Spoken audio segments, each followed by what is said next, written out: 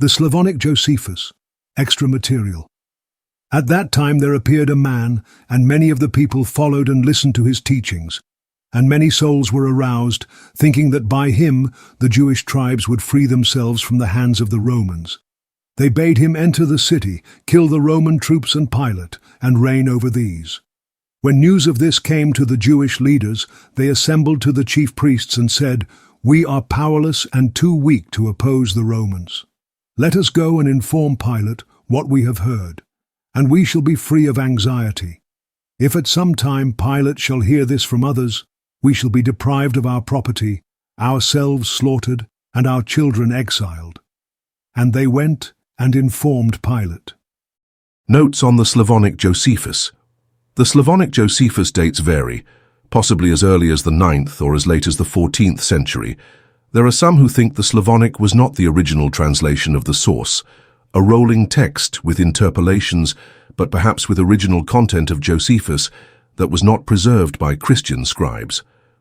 Perhaps this later Slavonic translation preserved some material from a much earlier translation from Greek or Aramaic that did not survive. The false pen of the scribes has made it into a lie. Jeremiah. What the two passages of Origen do show is that whatever Origen read in his Josephus edition cannot have been the extant text of that famous passage with its orthodox Christian wording, but quite a different text hostile to Jesus and the Christians, and really in the Emperor Vespasian, that the expectations of the Jews found their fulfillment.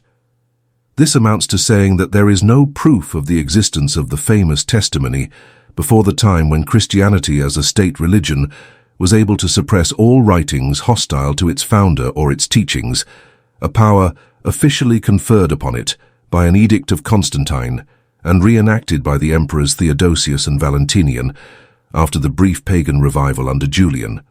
Naturally, a party possessing the power to destroy obnoxious books will ipso facto be in a position to enforce minor omissions and alterations in works in which only individual passages were felt to be objectionable.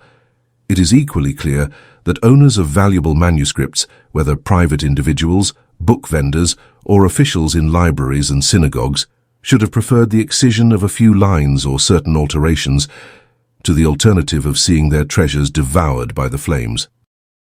Add to this the loss involved in the destruction of a whole Josephus in manuscript and the laws imposing capital punishment on the concealed possession of writings hostile to Christianity, and the natural consequence will be obvious to everyone.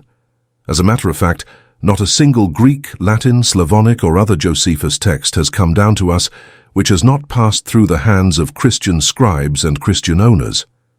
The numerous glosses and marginal notes abounding in every single manuscript fully bear out this statement. What should be stressed here is the Portuguese Jewish physician and philosopher Abraham Zacuto Lusitano argument that the testimonium interrupts the logical sequence of the text and must therefore be considered an interpolation. The same, Rabbi, the other tumult pointeth to the first. The matter calls for some elucidation. In the portion of the text containing inter alia, the testimonium, there is a mention of two calamities. Having finished with the first, Josephus adds these words, "And so the riot, stasis, ceased." The second, described in chapter 5, he connects with the first, saying, "And about the same time another calamity disturbed the Jews," etc.